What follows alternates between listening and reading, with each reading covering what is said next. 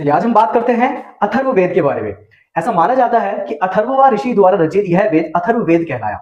अथर्ववेद हमारे वैदिक सभ्यता का सबसे ज्यादा नया वेद माना गया, यानी कि सबसे प्राचीन वेद जो है वो ऋग्वेद है और सबसे नया वेद या आधुनिक वेद जो माना गया है वह अथर्ववेद माना गया है। ऐसा माना जाता है कि अथर्ववेद के बाद ही वैदिक सभ्यता का समय समाप्त होता है और उत्तर वैदिक काल की शुरुआत होती है। अथर्ववेद में बहुत सारी चीजों को शामिल किया गया है, जैसे राजा का चुनाव किस प्रकार से होगा, जैसे कृषि की पद्धति क्या होगी, जैसे अगर कोई भी बीमारी आ जाती है उसकी औषधि क्या होगी। ये तमाम चीजें अथर्ववेद में शामिल करी गई। इसके अलावा सबसे जरूरी चीज, अथर्ववेद जब आता है तो अथर्ववेद में हम लोगों को काला जादू, जादू टोना, वशीकरण, ऐसी बहुत सारी बुराइयां भी देखने को मिलती है। अथर्ववेद के बाद जो उत्तर वैदिक काल आता है, उत्तर वैदिक काल में ही कास्ट को यानी कि जातियों को विभाजित कर दिया गया था। पहले जो जातियां थी वह सारी की सारी कर्म के आधार पर होती थी, परंतु अथर्ववेद के बाद यह सभी जातियां जन्म के आधार पर होनी शुरू हो जाती है।